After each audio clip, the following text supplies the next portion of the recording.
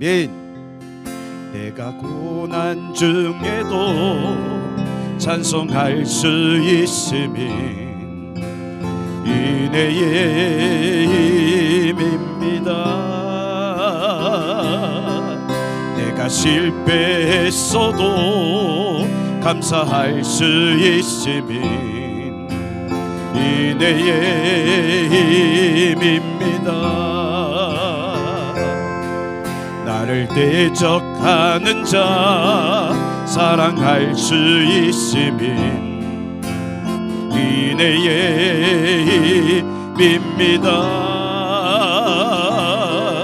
내게 고통 주는 자 품어줄 수 있음이 인내의 힘입니다.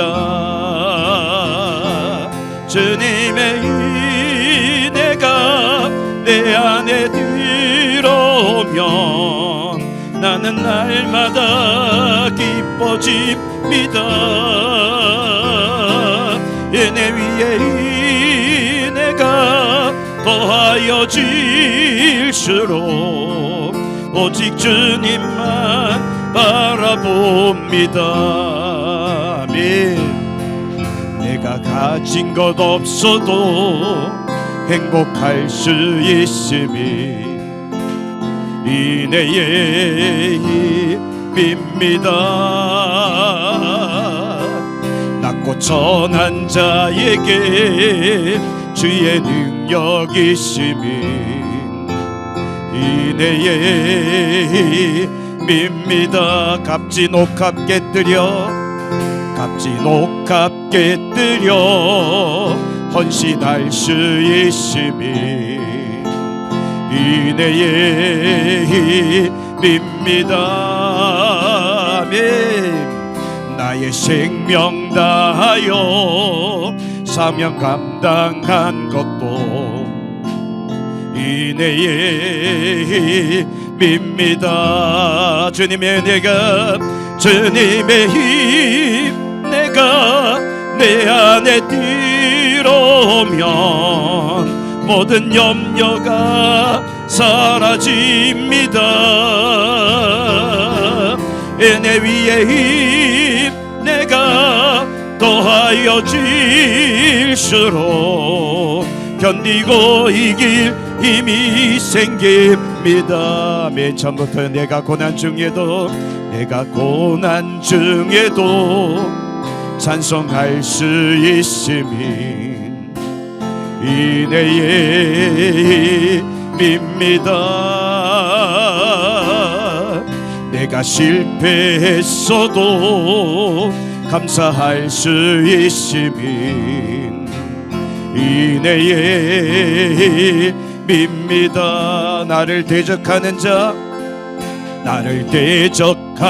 자 사랑할 수 있음이 은혜의 힘입니다. 인내의 힘입니다. 내게 고통 주는 자 품어줄 수 있음이 인내의 힘입니다. 주님의 인내가 내 안에 들어오면 나는 날마다 기뻐집니다.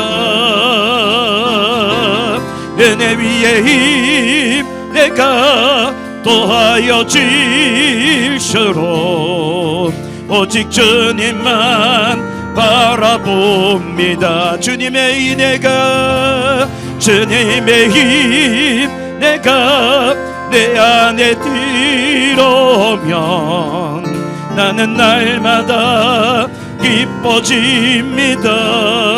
인내 위에 힘 내가 더하여 질수록 오직 주님만 바라봅니다. 아멘. 내가 가진 것 없어도 찬송할 수 있음인 인내의 힘입니다. 낮고 천한 자에게 낮고 천한 나에게 주의 능력이심이 은혜의 힘입니다.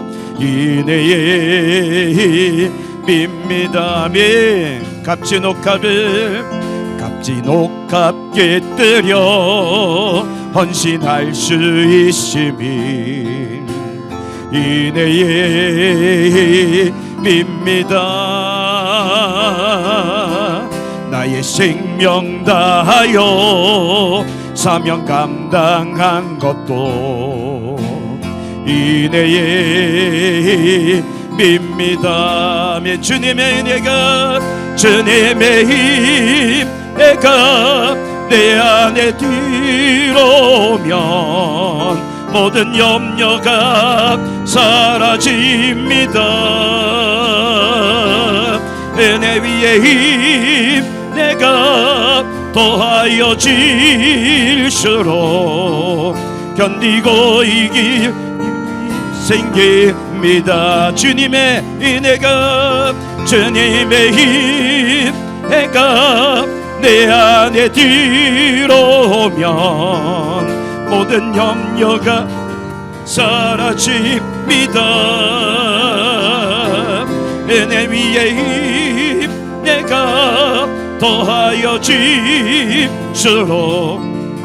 견디고 이길 힘이 생깁니다. 할렐루야. 이제는 비도 받아야 됩니다.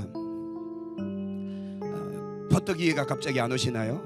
비 대신 불을 받아야 되지만 이제는 비도 와야 돼요. 비 안 오고 맨날 불만 와버리면 망한다니까요. 우리의 삶의 복도 받아야 됩니다. 우리의 삶의 육체적인 복도 받아야 됩니다. 이제는 하나님 올해는 비도 내려 주옵소서. 불과 함께 비도 내려 주옵소서. 그래서 여러분 삶 가운데 이 비 때문에 막 여러분 삶의 기쁨이 막 충만하기를 축복합니다. 그래서 2025년도에는 소원하는 모든 것들이 주 안에서 이루어지는 해가 되도록 한번 만들어 봅시다. 우리가 귀 쓰는 그릇이 되고자 한다면 하나님은 반드시 우리의 삶을 복주실 것입니다. 우리의 모든 삶의 현장들을 하나님께서 해결하실 것입니다. 바울과 실라가 갇혔던 빌립보 감옥의 문이 열리고 창고가 풀어지고 모든 것들이 열려진 것처럼 그런 해가 되어지기를 축복합니다. 나 같은 죄인 살리신 주의 놀라워 잃었던 생명 찾았고 광명을 얻었네. 큰 죄악에서 건지신 큰 죄악에서 건지신 주의 놀라워 나 처음 믿은 그 시간 귀하고 한 번 더 나 같은 죄인 살리신 주의 놀라워 나 같은 죄인 살리신 주의 놀라워 잃었던 생명 찾았고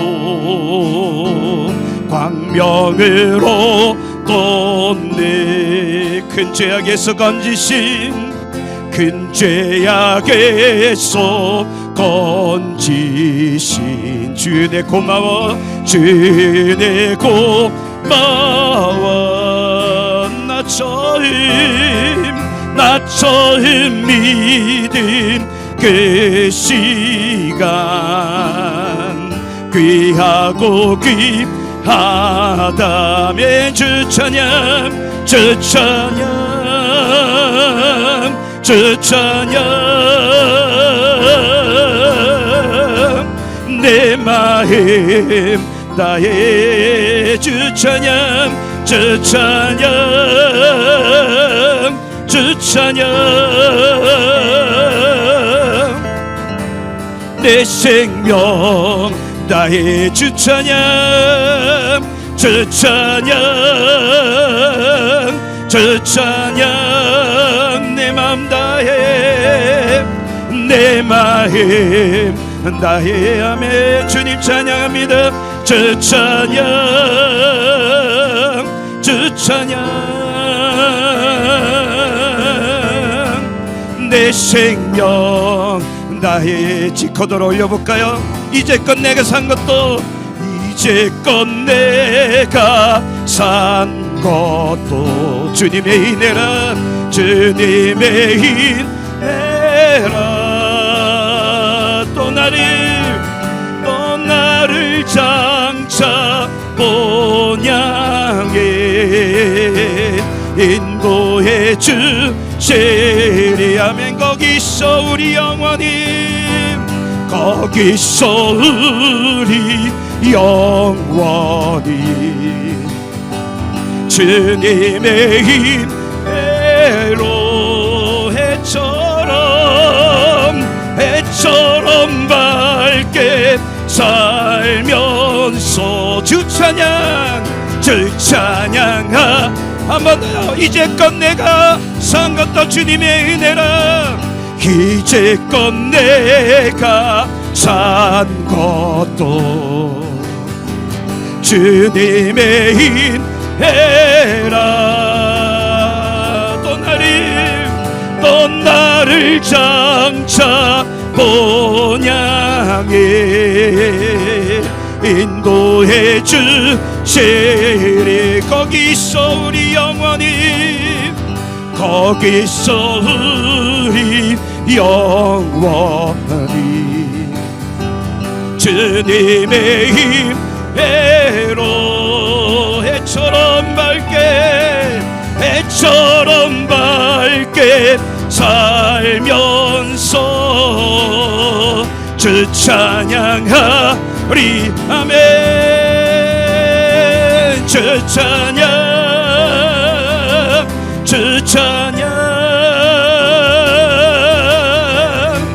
내 생명 다해 주 찬양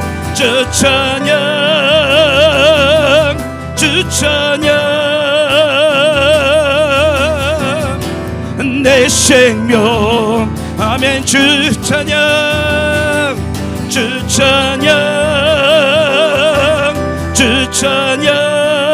내 맘 다해 주님을 내 마음 다해 주 찬양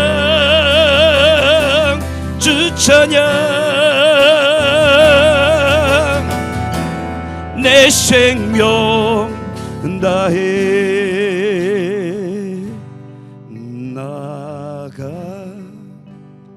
나가든 죄인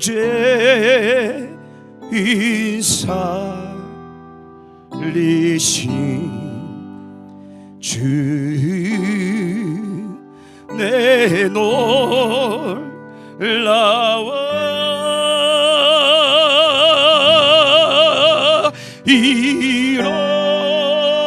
잃었던 생명 찾았고 광명으로 또 내 큰 죄악에서 건지신 큰 죄악에서 건지신 주 내 마와 나 처음 믿은 그 시간 귀하고 귀하다 이제껏 내가 산 것도 이제껏 내가 산 것도 주님의 은혜라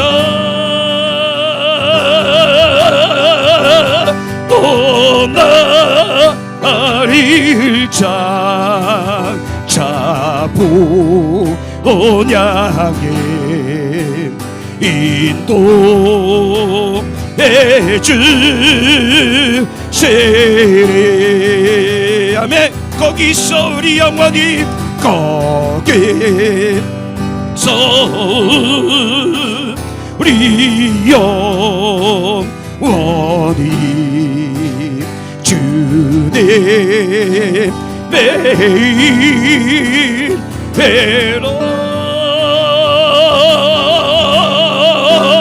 배처럼 밝게 살면서 주 찬양하리. 거기서 우리 영원히 애처럼 거기서 우리 영원히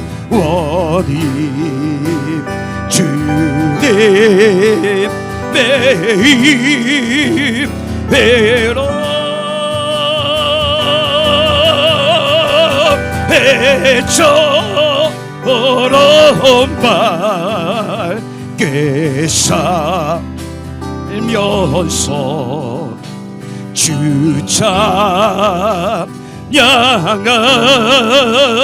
찬양하리라. 반주 계속해 주시고 우리 함께 기도하길 원합니다.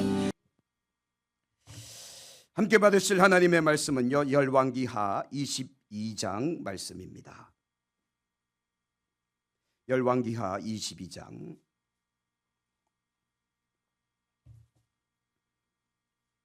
자 3절에서 7절까지 열왕기하 22장 3절에서 7절까지 같이 함께 합독합니다. 요시야 왕 18째 해 왕이 머술람의 손자 아살리아의 아들 서기관 사반을 여호와의 성전에 보내며 이르되 너는 대제사장 hil기야에게 올라가서 백성이 여호와의 성전에 드린 은 곧 문 지키는 자가 수납한 은을 계산하여 여호와의 성전을 맡은 감독자의 손에 넘겨 그들이 여호와의 성전에 있는 작업자에게 주어 성전에 부서진 것을 수리하게 하되 곧 목수와 건축자와 미장이에게 주게 하고 또 제목과 다듬은 돌을 사서 그 성전을 수리하게 하라. 그러나 그들의 손에 맡긴 은을 회개하지 말지니 이는 그들이 진실하게 행함이니라. 아멘. 이제 유다 북이스라엘은 아수르에 의해서 멸망당했고요. 그래서 북이스라엘이라는 나라는 역사 속에서 사라져 버렸습니다. 이제 남유다도 점점점 이 국운이 어두워지고 있습니다. 왜냐하면 남유다 히스기야 왕시대 때 아수르라는 이 제국의 18만 5천의 군대가 남유다를 정복하기 위해서 왔다가 그만 히스기야의 기도 그리고 하나님의 도우심으로 그들이 전부 죽어버렸거든요. 그러다가 이 사네립이 자기 나라로 되돌아갔다가 자기 두 아들에게 역모를 당해서 죽임을 당합니다. 살해를 당합니다. 그래서 하루아침에 아시리아라는 나라가 망해버립니다. 그런데 그때 호시탐탐 아수르를 노리고 있던 나라가 하나 있었는데 그게 뭔가 하면 바벨론이라는 신흥 제국입니다. 바벨론이 가만히 보니까 아수르가 내분이 일어나서 정신이 없거든요. 그래서 어느 날 갑자기 군대를 일으켜서 아수르를 정복해버립니다. 그래서 아수르가 하루아침에 멸망당하고 바벨론 제국이 일어난 겁니다. 아수르의 모든 그 넓은 땅을 전부 정복해버린 겁니다. 그리고는 아수르가 야욕을 펼쳤던 북아프리카 곧 지금의 이집트죠. 이집트 땅을 집어삼키기 위해서 그들도 출정을 합니다. 그런데 아수르의 대군이 이집트를 정복하기 위해서 내려가던 도중 유다 땅에서 그만 18만 5천의 대군이 다 죽어버렸단 말이에요. 그러니 이 바벨론 제국도 이 유다가 궁금한 거 아닙니까? 그래서 그들은 사신단으로 위장된 첩자들을 유다에 보냅니다. 그 사신단들이 와서 히스기야의 이 병에서 누임받았다는 것을 축하하면서 그 나라를 정탐하기 시작하는데 히스기야가 영적인 눈이 떠여져 있었다면 그곳에서 그렇게 행동하지 않았을 텐데 그만 그가 왕궁의 보물창고를 다 열고 하나님의 성전의 보물창고도 다 열고 거기에 들어가 있는 금과 은과 온갖 보물들 보석들을 전부 내보이면서 자랑합니다. 이건 그냥 자랑이 아니고 자랑질을 합니다. 그랬더니 바벨론의 사신단들이 유다 땅에 온갖 은과 금과 보석들이 가득하다는 이 이야기를 자기 나라에 가서 퍼뜨립니다. 그러니 이제 이 바벨론이, 안 그래도 이 유다는 어차피 정복해야 될 나라이기에 한 가지 두려움이, 아수르가 망했단 말이에요. 유다 때문에. 그리고 과거 역사를 뒤져보면 애굽 제국도 이 이스라엘 백성들 때문에 망했단 말이죠. 그리고 그들이 40년 광야 생활하면서 또 가나안 땅 정복 전쟁했던 역사들이 기록되어 있기에 두려운 겁니다. 유다, 곧 그들을 지키시는 하나님 여호와가 두려웠던 겁니다. 그런데요, 히스기야 시대 때 그 땅을 정탐했더니 이거 별 볼 일 없는 나라인 것이 증명이 되어버렸고, 또 이 나라를 정복만 하면 이 나라에 있는 모든 은과 금과 보석은 전부 누구 거다? 우리 거가 될 수 있다라는 소문으로 쫙 퍼져버리니 바벨론이 이제 기회를 노리는 겁니다. 그래서 제가 새벽인가요? 수요일날 말씀드렸죠. 이 히스기야가 결정적 실수를 한 것이 바로 이때였다. 히스기야가 자랑할 것은 은과 금이 아니라 뭐였습니까? 만군의 하나님 여호와, 살아계신 하나님 여호와, 엘리야 시대와 엘리사 시대 때 그들을 통해서 이스라엘을 지키셨고 유다를 지키셨던 그 하나님, 살아계신 하나님을 그가 자랑했어야만 아수르의 18만 5천 명을 하루아침에 송장 만들어버렸던 그 하나님의 살아계심을 자랑했으면 바벨론도 함부로 넘보지 못했을 텐데, 히스기야가 돈 자랑한 거예요. 자기 나라의 많은 은과 금과 보석들을 자랑하고 그걸로 끝나버린 거예요. 그러니 이것이 결정적 실수가 돼서 바벨론이 이제 유다를 공격할 채비를 하고 있는 겁니다. 지금 이 요시야 왕이 왕위에 오를 때가 BC 722년경, 그리고 그가 이제 3절 보니까 18째 해, 18년이 지나서, 자 18년이 지나서 그가 26살 됐을 때 그가 이제 본격적으로 통치를 해야 되는데, 그만 안타까운 것은 그가 이렇게 본격적인 통치를 하는 그 사이에 BC 605년경 바벨론이 1차 침공을 합니다. 그러니까 요시야가 종교개혁을 일으키고 온 나라를 믿음으로 딱 세워놓자마자 갑자기 바벨론이 쳐들어와서는 예루살렘 성벽을 허물고 예루살렘 성전에 있는 곳간을 다 털어가 버립니다. 그리고 그것만 털어간 것이 아니라 예루살렘에 있는 수많은 젊은 유다인들을, 젊은 청년들을 다 잡아간 겁니다. 이게 1차 침공이에요. 그리고 한 10년 지난 뒤 또 온 겁니다. 왜? 옛날이 그립거든. 그 옛날 유다 땅에 갔더니 진귀한 보석, 은과 금이 너무 많다더라. 또 온 겁니다. 또 와서 2차 침공, 또 공격해서 또 수많은 젊은이들과 은금 보석을 빼앗아 갑니다. 그리고 드디어 3차 침공, BC 586년경 느부갓네살 왕이 이제는 정말 대군을 이끌고 와서 예루살렘을 완전히 초토화시켜 버립니다. 그리고는 하나님의 성전 다 허물어 버리고 짐승이 돌아다니면서 똥 싸는 곳으로 만들어 버립니다. 하나님의 성전을 말이죠. 예루살렘 성벽, 그 거대한 성벽, 다윗이 그렇게 공들여 힘들여 지어놓은 다윗성을 다 허물어 버립니다. 예루살렘이 파괴된 겁니다. 그리고는 모든 유다의 젊은이들을 또 사로잡아서 바벨론 제국까지 끌고 간 겁니다. 1차, 2차, 3차 공격을 통해서 유다도 멸망당했던 거예요. 히스기야의 결정적 실수.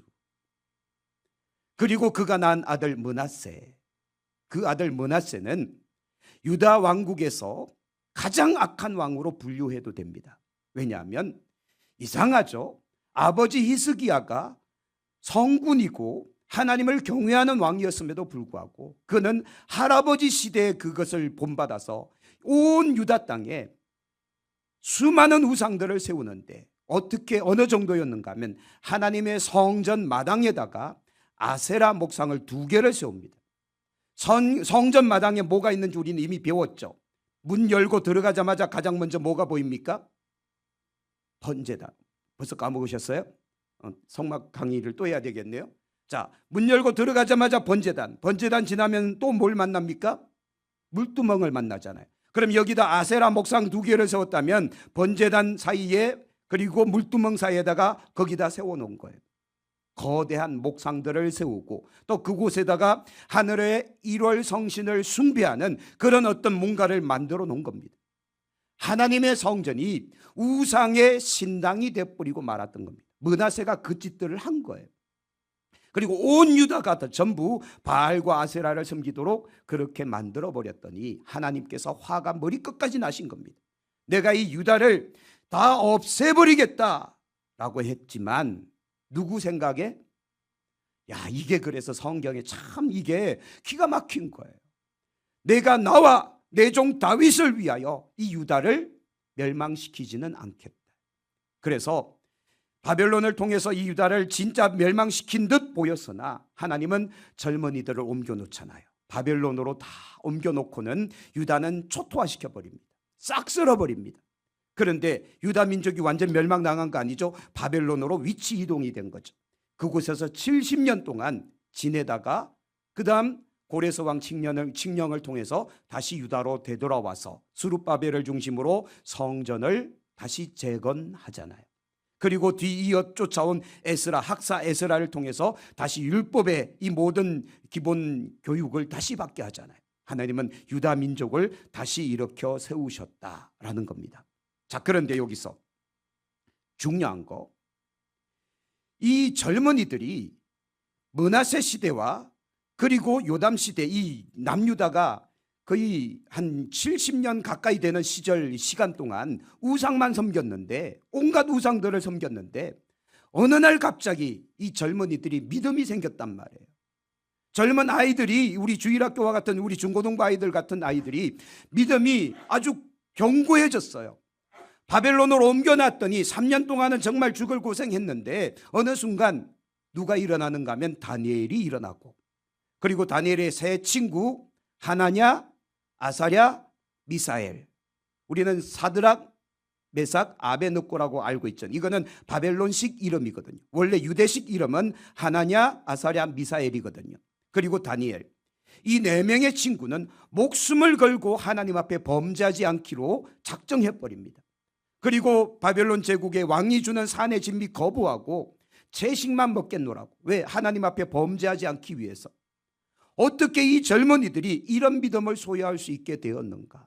그리고 또 그곳에서 조금씩 성장하는 사람 느헤미야. 나중에 이 느헤미야는 이 예루살렘으로 되돌아와서 총독이 되죠. 그래서 예루살렘 성벽 건설에 큰 역할을 감당하지 않습니까? 그리고 아까 말했던 학사 에스라, 그는 가장 똑똑한 성경의 율법학자입니다. 그래서 모든 유다인들 모아놓고 말씀을 가르치잖아요. 아니, 젊은 아이들이, 어린 아이들이 포로로 사로잡혀 갔는데 어떻게 이들이 이와 같은 믿음과 신앙과 또 율법에 정통하는 그런 어떤 지혜를 가지고 있을 수 있겠는가? 그게 이제 여기 나온 겁니다. 배경이 오늘 22장 배경이 나오는 건데요. 자, 한번 보시죠.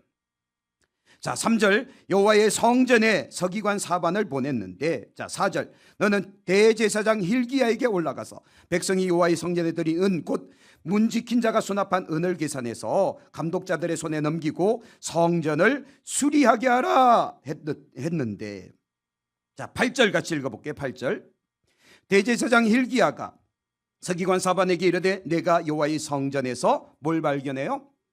율법을 발견하게 된 겁니다. 율법을 발견하게 된 겁니다. 율법책이 발견되니 기가 막힌 일이에요. 거의 한 100년이 거의 한 200년이 지나가는 시간 동안 이 책은 숨겨져 있었는지 아니면 못 찾았는지, 성전 안에 뽀젓이 있었는데도 아마 들어가지가 않았으니까 율법책이 있었는지도 몰랐겠죠. 성전을 수리하다가 구석탱이 어딘가에서 율법책이 발견된 겁니다. 그리고 이 율법책을 왕에게 가지고 와서 왕 앞에서 읽는데, 자, 10절, 사반이 왕의 앞에서 읽음에 11절, 왕이 율법책의 말을 듣자 곧 뭐합니까? 옷을 찢습니다. 유다인들이 옷을 찢는 행위는 가장 슬픔에 빠졌을 때 옷을 찢습니다. 이거는 어마어마한 사건을 이제 목격한 거예요. 왜 그런가? 자, 13절. 너희는 가서 나와 백성과 온 유다를 위하여 이 발견한 책의 말씀에 대하여 여호와께 물으라. 이 책에서 우리 조상들이 책의 말씀을 듣지 아니하며 이 책에 우리를 위하여 기록된 모든 것을 행하지 아니하였으므로 여호와께서 우리에게 내리신 진노가 크도다. 요시야 왕이 발견한 겁니다. 아하, 하나님의 말씀대로 순종하지 않다가 이 나라가 하나님의 진노 가운데 빠졌구나. 어디를 읽었을까요? 어느 부분을 읽었기에 이렇게 깨달아졌을까요? 그래서 유대인들은 모세오경, 창세기, 출애굽기, 레위기, 민수기, 신명기 요 5권을 무조건 외우게 돼 있는데 머리가 좀 나쁜 사람은 요거 하나는 무조건 외워야 된다. 이게 어디 부분이죠? 신명기입니다. 신명기. 신명기는 복과 저주가 기록돼 있잖아요. 너희가 내 말을 듣고 내 규례를 지키고 내 말대로 순종하면 내가 너희에게 복을 더하고 나가도 복을 받고 돌아도 복을 받고. 아멘을 안 하시네. 거꾸로 너희가 내 말을 순종하지 않으면 나가도 저주를 받고 돌아도 저주를 받고 양새끼와 우양새끼와 이런 것들이 저주를 받고 전부 밥그릇 모든 그릇에도 저주를 받고 하나님 복과 저주를 이야기하셨단 말이에요. 그러고 보니 이 유다 민족이 그리고 북이스라엘이 하루아침에 멸망당한 것도 하나님을 떠나 우상을 섬겼기 때문이고 유다도 이와 같이 엄청난 어떤 시대적 시련을 겪은 것도 아하, 하나님을 떠났기 때문이구나. 요시야가 깨닫습니다. 그리고는 여선지 훌다를 불러서 이거 어떻게 하랴 그랬더니 자 17절 이는 이 백성이 어떻게 해요? 나를 버리고 다른 신에게 분향하며 그들의 손의 모든 행위로 나를 경노하게 하였습니다. 그러므로 내가 이것을 향하여 내린 진노가 꺼지지 아니하리라 하셨느니라. 자 19절 내가 이곳과 그 주민에게 대하여 뭐가? 빈터가 되고 저주가 되리라. 이 말씀들을 발견하니 왕이 기가 막힌 거예요. 그러면서 왕이 이제 행동하기 시작합니다. 자, 오늘 우리가 받아야 될 말씀 19절 저주가 되리라 한 말을 네가 듣고 자, 첫 번째 그다음 무엇이 부드러워져야 됩니다? 마음이 부드러워져야 되는 거예요. 자, 우리도요. 사실 우리 신앙의 개혁, 신앙의 어떤 뭔가 이 변화는 무엇으로부터 시작이 돼야 되는가 하면 말씀이 들림으로 또 말씀이 깨달아짐으로 말씀을 통해서 신앙의 개혁과 변화가 일어나야 됩니다. 그래서 우리 강단이 그래서 그만큼 중요한 겁니다. 제가 참 신경 쓰는 게 뭔가 하면 다른 것도 많이 신경 쓰긴 하지만 말씀을 전할 때 가장 신경이 예민해집니다. 말씀을 준비할 때. 왜냐하면 이 말씀에서 하나님의 뜻을 우리가 함께 나누어야 되잖아요. 엉뚱한 소리 하면 안 되잖아요. 성경에 기록되지 않은 이야기 하면 안 되잖아요. 그러면 제가 책망받을 것이 틀림없으니까 그래서 하나님의 말씀에 기록된 그대로를 전달하기 위해서 노력하다 보니까 때로는 재미가 없어요. 때로는 졸립고 때로는 삼천포로 빠졌다가 뭐 하여튼 재미없는 설교 듣느라고 고생이 많으십니다. 근데요 그래도 참 감사한 것은 여러분들이 말씀이 들린다 그러니 얼마나 감사한지.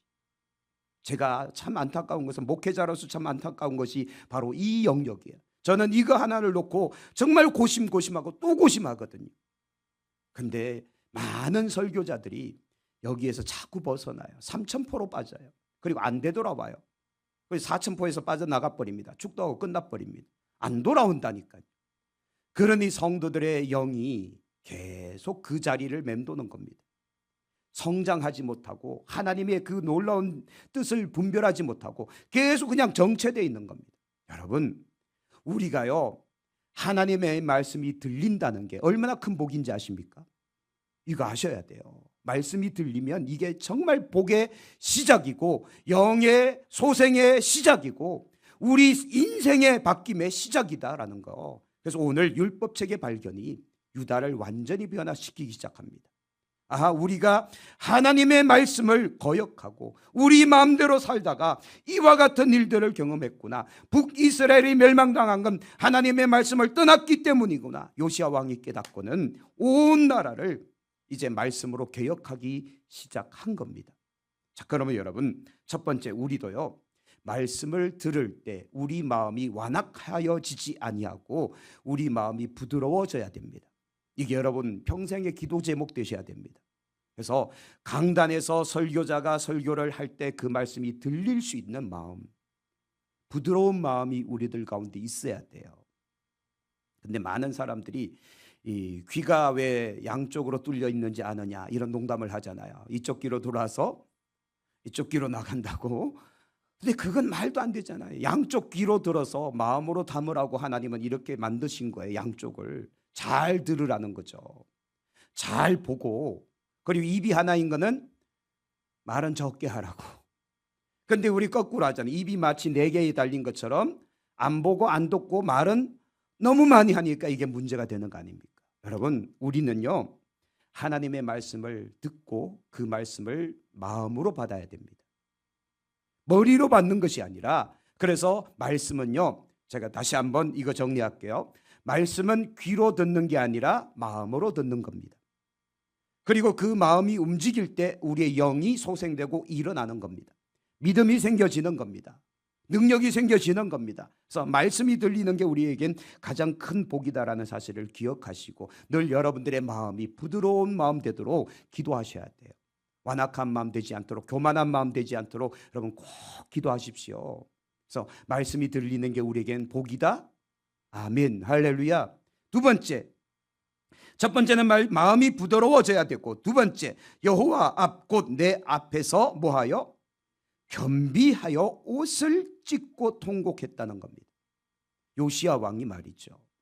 마음이 부드러워지니 말씀이 받아지는 거고 믿어지는 거고, 그 다음 겸비하면, 말씀 앞에 교만하면 이게 말씀이 자기 아래 있게 되거든요. 그래서 예전에 한번 말씀드렸잖아요. 어떤 분이 30년을 교회 다녔는데 자꾸 이상한 소리 하길래 제가 너무 궁금해서 나중에 뒤로 따로 불러서 물어봤단 말이죠. 혹시 성경을 얼마나 읽어보셨습니까? 했더니 신약 성경은 일독을 겨우 한 것 같고 구약은 아직 못했다고. 30년 동안. 근데 그분이 안수 집사님이셨어요. 여러분, 이건 부끄러움이 아니라 이건 쪽팔림이에요. 적어도 내가 신앙생활 30년 정도 하고 안수 집사 정도 돼서, 요즘은 장로님으로 불리우잖아요. 장로 정도 됐으면 성경을 최소한 적어도 3년에 한 독은 해서 10독은 지나가고 있어야죠. 안 그런가요? 수긍을 안 하시네.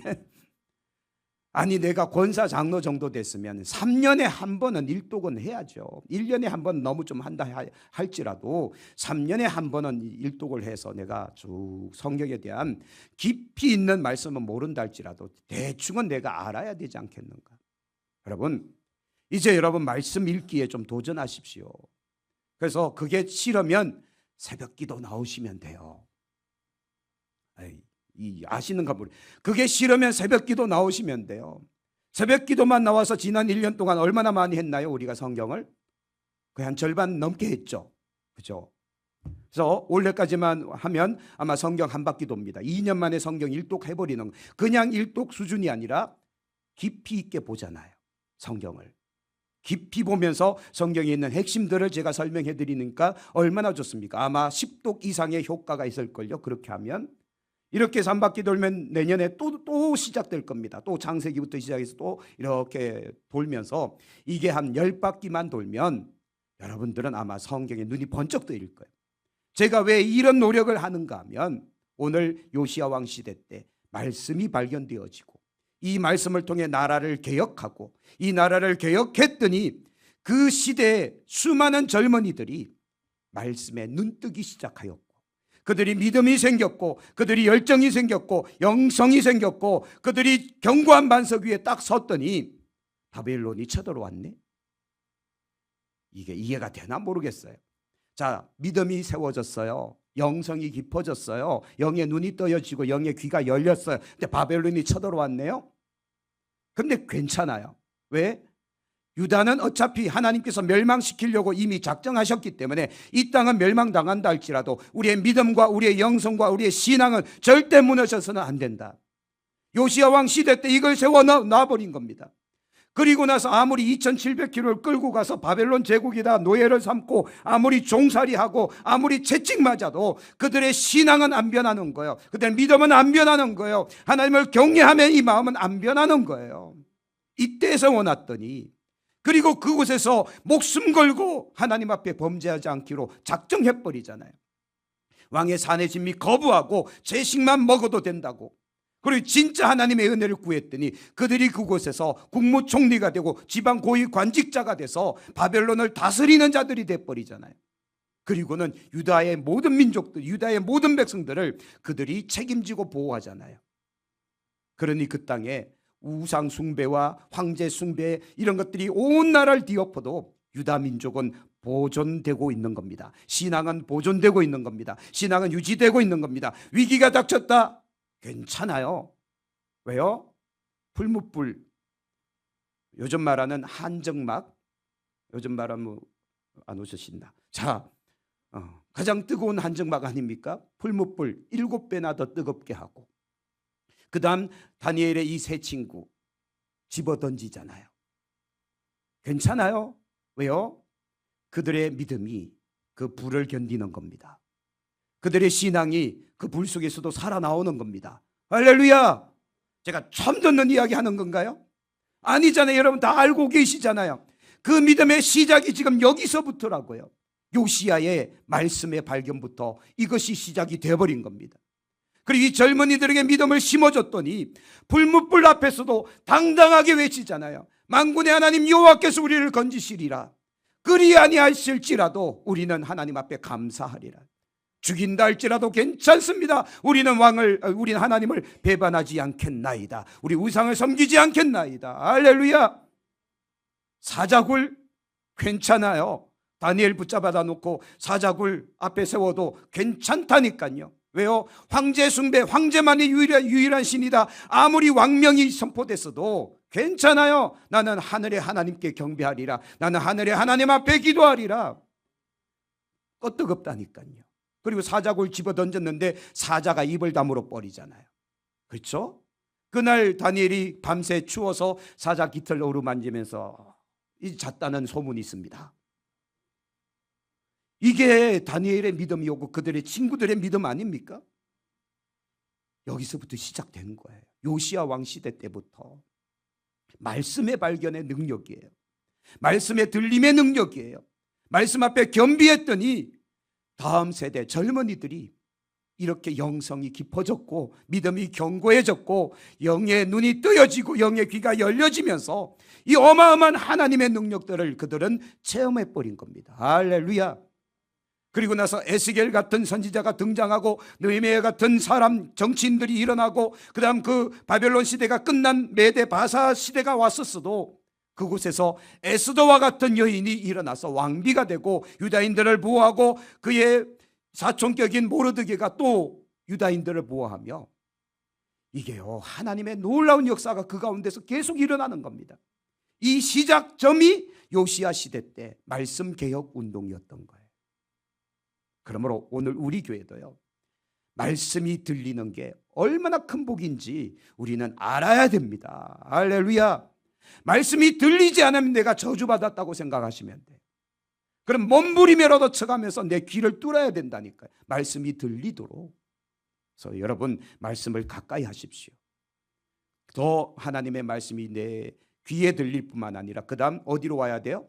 마음이 움직여야 되고 마음이 움직이면 영이 요동치기 시작하는 겁니다. 그러면 네 가지가 이루어지는데 첫 번째 영성이 깊어지고 믿음이 견고해지고 영의 눈이 열리고 영의 귀가 열려서 하나님의 영광을 보게 되는 겁니다. 그러면 이제 그들을 바벨론 땅으로 옮겨놔도 괜찮다니까요. 불무불 앞에 세워놔도 괜찮다니까요. 끄떡없다니까요. 사자굴 속에 집어던져도 사자 깃을 어루만지면서 아이고 귀여운 것 하면서 그날 밤 지새운다니까요. 할렐루야. 왜요? 그들의 믿음이 그곳에서 증명이 돼버린 겁니다. 그러므로 오늘 우리들도요 이 한 해를 어떻게 살아갈 것이냐, 우리를 깨끗하게 하자 했을 때 무엇을 우리에게 받아서 우리를 깨끗하게 하는가? 연초 때 말씀드렸지 않습니까? 하나님의 말씀이 우리를 정결하게 해야 돼요. 하나님의 말씀이 우리를 거룩하게 해야 돼요. 하나님의 말씀 앞에 순종하는 삶을 통해서 우리의 영혼이 깨끗해져야 됩니다. 세상적인 세속적인 신앙생활이 아니라 말씀에 기반을 둔 신앙생활로 우리가 완전히 전환이 일어나야 됩니다. 그래서 이전에 과거에 신앙생활 했던 것, 과거 일, 옛적 일 기억하지 말고 생각하지 말고 이제는 내가 새 일을 행하리라, 이제 나타낼 것이다. 할렐루야. 그래서 말씀 위에 우리 신앙과 믿음을 바로 세워놔버리면, 우리 교회가 말씀의 기반 위에 바로 서버리면 저 광야에 길이 나고 저 사막 가운데 바다가 생겨나고 그 물이 솟아나는 것을 내 백성으로 하여금 마시게 할 것이다라고 하나님이 말씀하지 않았습니까? 불가능이 가능으로 이어진다는 거예요. 높은 산은 무너질 것이고, 할렐루야, 하나님의 위대한 역사가 일어납니다. 자, 그래서 오늘 우리가 최대한 하나님의 말씀 앞에 부드러운 마음, 그리고 겸비하는 마음, 겸손한 마음입니다. 그렇게 해서 하나님의 말씀을 받을 수 있는 믿음의 종들이 되어지기를, 그런 교회가 되어지기를 축복합니다. 그래서 우리가 그렇게 될 때, 자, 23장이 이 모든 것에 이제 개혁 운동의 모든 상세한 내용이거든요. 그냥 쭉 훑어갈게요. 23장. 자, 2절부터 한번 보시면, 이에 왕이 여호와의 성전에 올라가매 유다 모든 사람과 예루살렘 주민과 제사장들과 선지자들과 모든 백성이 노소를 막론하고 다 왕과 함께 앉으라. 왕이 여호와의 성전 안에서 발견한 언약책의 모든 말씀을 읽어 무리의 귀에 들리고, 왕이 단 위에 서서 여호와의 앞에서 언약을 세우되 마음을 다하고 뜻을 다하여 여호와께 순종하고 계명과 율례와 법대와 율례를 지켜 이 책에 기록된 이 언약의 말씀을 어떻게 하라? 이루게 하리라. 백성들이 다 뭐합니까? 언약을 따르기로 하였다. 그래서 4절부터 보면 이 바알과 아세라와 이럴 성신을 위에 만든 그릇들을 없애버리고, 자, 5절 산당들에서 분향하여 우상을 섬기게 한 제사장들을 폐하여 버리고, 또 바알과 해와 달과 별, 하늘의 모든 별에게 분향자들을 폐하여 버리고, 또 6절 여호와의 성전에서 아세라상을 내다가 예루살렘 바깥 기드론 시내로 가서 불사르고 빻아서 가루를 만들어 버리고, 7절 또 어떻게 시작됩니까? 또, 자, 또가 중요합니다. 7절 또, 10절 또, 11절 또, 13절 또, 14절 또, 15절 또한. 자, 이제 우리가요 한번 시작했으면 또 신앙이 돼야 됩니다. 이왕 한번 개혁이 시작되고, 이왕 한번 어떤 신앙의 열정과 열심이 시작됐으면, 어제 했으면 오늘 또, 내일 또, 모레 또 계속해서 우리의 신앙의 개혁이 일어나야 됩니다. 변화가 일어나야 됩니다. 성숙이 일어나야 됩니다. 할렐루야. 그래서 성경에 나와 있잖아요. 또. 자, 7절 또는 무슨 또예요? 여호와의 성전 가운데서 뭐를 헐어버려요? 성전 안에서 동성애가 일어나고 있었던 겁니다. 하나님의 성전 안에서 이걸 헐어버린 거예요. 그리고 10절 또는요, 흰놈의 아들 골짜기 도벳을 더럽게 하여 어떤 사람도 몰록에게 드리기 위해 자기 자녀를 불로 지나가지 못하게 했다. 이 가증한 우상들을 없애버린 겁니다. 11절 또는요, 태양을 위하여 드린 말들을 제하여 버렸고, 이 말들은 여호와의 성전으로 들어가는 곳 근처 내심 하여튼 이런 거 다 불살라버리고, 자, 13절 또는요, 예루살렘 앞 멸망의 산 오른쪽에서 온 산당들을 왕이 더럽게 했다. 이는 옛적 이스라엘 솔로몬이 시돈 사람이 가정한 아스다롯과 모압 사람이 가정한 그모스와 암몬 자손이 가정한 밀곰을 위하여 세웠던 것이다. 이런 우상들을 싹 없애버립니다. 14절 또 나오죠. 석상을 깨뜨리고 아세라 목상을 찍고 사람의 해골로 그곳에 채우고, 하여튼 뭐 온 엄청난 개혁을 일으킬 뿐만 아니라, 그 다음 20절 가볼게요. 20절 또 나옵니다. 또 거기 있는 산당의 제사장들을 다 제단 위에서 죽입니다. 우상의 제사장들을 싹 죽여버리고 사람의 해골을 제단 위에서 불사르고 예루살렘으로 돌아왔더라. 22절 사사시대 이후 사사가 이스라엘을 다스리던 시대부터 이스라엘 여러 왕의 시대와 유다 여러 왕의 시대에 이렇게 뭐한 일이 없었다고요? 기가 막히죠. 여러분, 제가요 이 성경보다 깜짝 놀랐어요. 사사시대 이전에는 여호수아 시대 때까지는 유월절을 지켰다는 소리잖아요. 사사시대를 거치면서 유월절이 사라져버린 겁니다. 그리고 사울 왕시대, 다윗 왕시대, 솔로몬 시대, 그리고 이후 여로보암, 르호보암, 하여튼 쭉 시대가 지나면서 거의 한 600년에서 700년 가까운 시기가 지나가면서도 유월절이 안 지켜졌다가 요시야 왕 시대 때 드디어 말씀에 기초를 두니까 말씀으로 돌아간 겁니다. 유월절이 지켜지게 된 겁니다. 놀랍지 않습니까? 그래서 여기에서 믿음과 신앙을 제대로 배웠더니 바벨론으로 옮겨놨는데 괜찮아요. 끄떡없어요. 아무 문제 없어요. 풀무불 앞에서도 괜찮다니까요. 사자굴에서도 괜찮다니까요. 어떤 상황이 온다 할지라도 그곳에서 이기는 믿음이 되어버린 겁니다. 그래서 오늘 우리 교회도요, 또 해야 되지만 이 모든 또는 무엇으로부터 기인해야 되는가 하면, 기반해야 되는가 하면 하나님의 말씀으로 기반해야 된다라는 겁니다. 그래서 우리가 말씀이 들리도록 마음이 부드러워져야 되고, 말씀이 들리도록 겸비해야 되고, 말씀이 들려지도록 설교해야 되고, 또 가르쳐야 되고, 그래서 강단도 노력해야 되고, 여러분들도 노력해야 되고, 우리 교회가 올해 2025년에는 말씀의 풍년이 있기를 축복합니다. 그래서 이 말씀으로 다음 세대를 세워놓고 여러분 한 사람 한 사람들도 말씀으로 세워지고 그렇게 되길 축복합니다. 우리 교회는 그래서 자랑거리가, 우리끼리 이야기니까 이렇게 이야기합시다. 우리 목사님 설교 참 잘해. 자랑거리라고, 자랑거리. 설령 아니라 할지라도 그렇게 좀 자랑 좀 하시고, 예배 때마다 얼마나 은혜가 넘치는지 말이야. 사실이에요, 거짓말이에요? 할렐루야. 그렇게 우리가 좀 자랑해야 돼요. 왜냐하면 지금은 말씀의 홍수 시대나, 홍수 때에 뭐가 없다고요? 그렇죠. 마실 물이 없는 겁니다. 인터넷 아니면 책, 수많은 설교의 홍수 시대지만 진짜 마실 물이 없는 시대가 요즘 아니냐. 그때 우리가 진짜 들리는 말씀, 내 가슴을 후벼 파는 말씀, 내 영혼을 떨리게 하는 말씀, 이 말씀으로 우리가 신앙생활을 바로 세워서 이제 이후에 어떤 문제가 온다 할지라도, 어떤 환란이 온다 할지라도, 설령 예수님께서 지금 재림한다 할지라도 괜찮아요. 왜? 우리가 믿음 가운데 바로 서 있으면 괜찮다니까요. 하나님께서 지금 이걸 오늘 우리에게 말씀하고 있는 겁니다. 요시야 시대의 이 개혁 운동은 얼마 이후 일어날 유다의 멸망을 대비한 거다.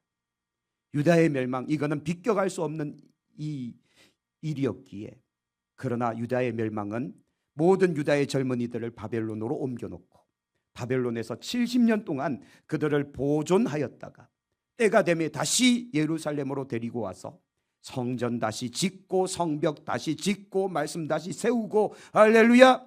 그래서 결국 메시아가 오실 그 기틀을 마련하는 거, 이게 하나님의 뜻이었거든요. 그래서 하나님의 기뻐하시는 뜻이 이루어졌다라는 겁니다. 성경의 역사잖아요. 그러면 오늘 우리 교회도, 오늘 우리들도 아마 하나님은 그렇게 일하실 겁니다. 왜 여러분에게 말씀이 들렸을까요? 왜 강단의 메시지가 은혜가 될까요? 왜 우리가 지금 성경이 눈에 막 보여질까요? 왜 들려질까요? 준비하고 있는 겁니다. 이렇게 해서 여러분들도 믿음으로 바로 서고 우리 다음 세대가 믿음으로 바로 세워지면 앞으로 이후에 어떤 일이 일어나든 괜찮다니까요. 걱정 안 하셔도 된다니까요. 사자굴 괜찮다니까요. 풀무불 괜찮다니까요. 할렐루야. 여러분 걱정하지 마십시오. 여러분 자녀 걱정하지 마세요. 직장 사업 걱정하지 마세요. 우리가 말씀 가운데만 바로 서 있으면 하나님은 해결하십니다. 하나님은 그 일들을 이루어내실 겁니다. 보라, 내가 새 일을 행하리니 이제 나타낼 것이다. 할렐루야. 약속의 말씀을 믿고 우리는 그냥 오늘 말씀 위에만 바로 섭시다. 계속해서 말씀이 들려지도록 마음은 부드럽게, 그리고 이 중심은 겸비함으로, 겸손함으로. 그래서 늘 우리 교회는 그렇게 세워지는 교회 되어지기를 축복합니다. 막 기대가 되지 않습니까? 앞으로도 우리가 이제 열왕기 하가 끝나면 이제 얼마 안 남았거든요. 역대상하는 할 필요 없어요. 열왕기 하와 병행 구절이니까. 그리고 선지서로 넘어갔는데 선지서는 너무 딱딱하니까 이제 신약 성경으로 넘어가서 이제 서신서로 들어갈 겁니다. 고린도 전후서, 그러면서 이제 에베소서, 빌립보서 이렇게 쭉 서신서를 쭉 훑어볼 거예요. 그리고 나중에 그게 끝 성경 전체를 우리가 보는 거거든요. 아마 올 가을이나 겨울 정도 되면 이 성경 전체가 끝나게 됩니다. 괜찮지 않습니까? 이런 강사가 세상에 어디 있냐고요. 여러분, 이게 그냥 우연히 찾아온 기회가 아니라고요. 아셔야 됩니다. 하나님께서 왜 이런 일을 하시는지 우리는 알고 있어야 돼요. 하나님께서 우리 교회에 기대하시는 바가 크구나.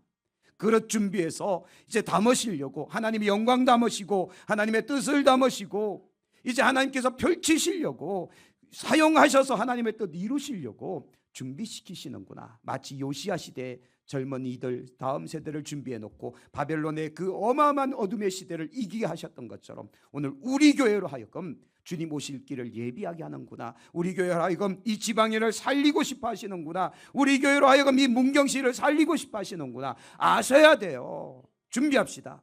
쓰임 받읍시다. 귀 쓰는 그릇이 됩시다. 할렐루야. 기도하겠습니다. 하나님 감사합니다. 그렇습니다. 이 요시야 왕의 개혁 운동이 하나님의 말씀을 발견함으로부터 시작된 것을 봅니다.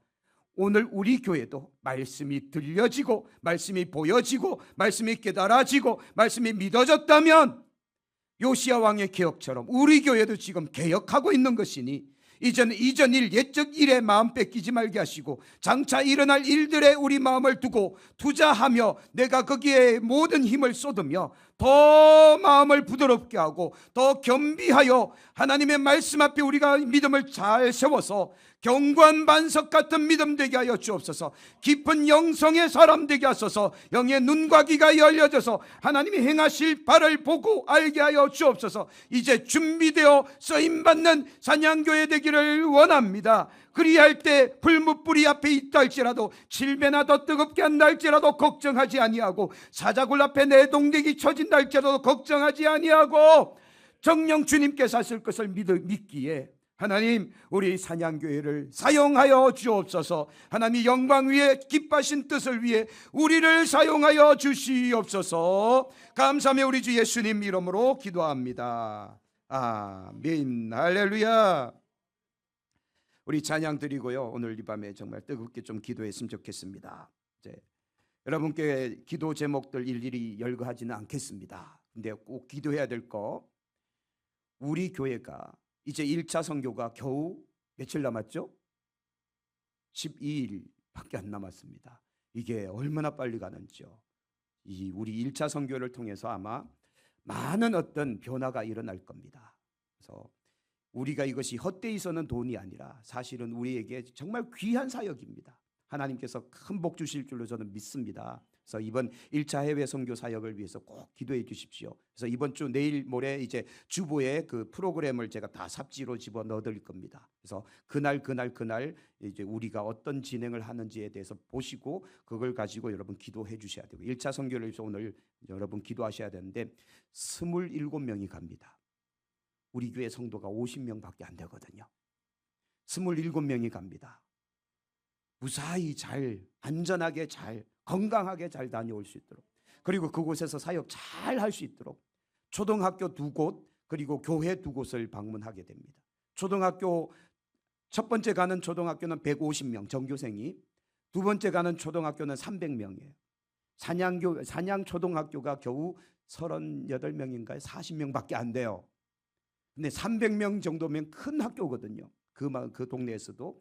그런 학교에 가서 전교생을 수업 제껴놓고 우리가 공연을 한 겁니다. 예수님 소개하는데 전교생을 앉혀놓고 공연을 하는 겁니다. 이거 그냥 오는 기회 아닙니다. 아무에게나 막 학교 문 열어주는 거 아니잖아요. 우리나라 같은 경우에는 불가능해요. 교육부에서 경찰에서 난리 날걸요. 그랬다간. 근데 그곳에서는 가능한 것이 교장 끝발이 최고 끝발이거든요.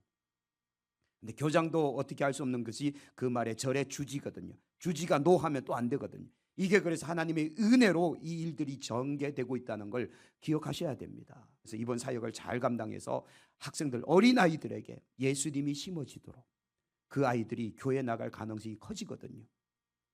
왜냐하면 부모 세대는 불교를 믿었다 할지라도 지금 지금 젊은 세대들은 부모 말 안 듣잖아요. 그러니까 얘네들 교회 나간다니까요. 그래서 우리가 이제 주일날 갈 도입부의 교회는요, 과거에는 어린아이들이 거의 없었어요. 지금요 주일학교 모임 딱 하면 거의 한 40명에서 50명씩 모입니다. 주일학교만. 괜찮은 거 아닙니까? 우리가 가서 정말 열심히 사역하면 그 동네에 많은 아이들이 또 더 몰려올 겁니다. 우리가 그런 기대를 가지고 사역을 잘 감당할 수 있도록 기도해 주시길 바랍니다. 그리고 우리 교회 이제 아픈 사람들, 병든 지체들을 위해서도 더 계속해서 뜨겁게 기도하기를 바랍니다. 이번 주에 제가 정말 깨달은 것이 하나 있어요. 다른 어떤 분 이제 따님이 병이 걸려서 그분에게 상담을 하는데 하나님께서 딱 깨달음을 주시더라고요. 이거는 선물이다. 왜냐하면 그 권사님이 정말 눈물로 열심히 기도하는 분인데 이 딸내미가 시집을 가더니 교회를 졸업해 버렸네요. 두 자녀 낳고 이제 알콩달콩 남편하고 재미있게 잘 살다 보니까 교회가 재미가 없어졌네요. 신앙생활 안 한 거예요. 근데 덜컥 얘가 병에 걸렸어요. 제가 찾아가서는, 제가 가르쳤던 애니까 제가 찾아가서는 야, 이건 축복이다. 하나님의 부르심이다. 너 이제 교회 다녀야 된다. 꼼짝 말하죠. 엄마가 말하면 잔소리, 목사가 말하면 경고니까 너 이제 교회 다녀야 된다. 아멘은 안 하더라고요. 고개만 끄덕거리더라고요. 그래서 수년 동안 교회를 방학한 것을 이제 다시 돌아와라. 우리도 역시 마찬가지. 우리도 우리에게 있는 환난은 우리에겐 선물이에요. 우리 영성이 깨어날 수 있는, 믿음이 일어날 수 있는, 이거 아니면 우리가 언제 기도하냐고요. 어떻게 간절함으로 기도하냐고요. 그런데 하나님께서 우리에게 간절함을 주셨잖아요. 애통함을 주셨잖아요. 그 애통함으로 부르짖으십시오. 그러다 보면 역사가 일어날 겁니다. 믿으시고 이제 선교를 위해서, 병든 자들을 위해서, 그리고 세 번째는 우리 교회 부흥을 위해서 기도하십시오. 하나님은 벌써 일하기 시작했습니다. 우리 교회가 더 부흥해서 빈자리 다 채워버리고 이제는 더 이상 앉을 자리 없어 보조 의자까지 놓고, 이제는 보조 의자 놓다가 이제 안 되겠다 싶어서 딴 데 이제 우리 교회 짓자라고 할 때까지, 할렐루야, 기대를 좀 하십시오. 그래서 하나님, 이 우리 교회가 문경시를 주도하는, 우리가 유다 지파처럼 선봉에 서는 교회가 되기를 원합니다. 그걸 위해서 기도해 주시길 바랍니다. 할렐루야. 그래서 우리 교회가 이제 앞으로 더 크게 쓰임 받도록 지금 하나님은 일하고 계시니까 그걸 놓고 기도하시고, 여러분 개개인의 기도 제목들을 가지고도 기도하실 때 하나님 앞에 간절히 부르짖으십시오. 하나님께서 다 듣고 계십니다. 역사하실 줄로 믿습니다. 할렐루야.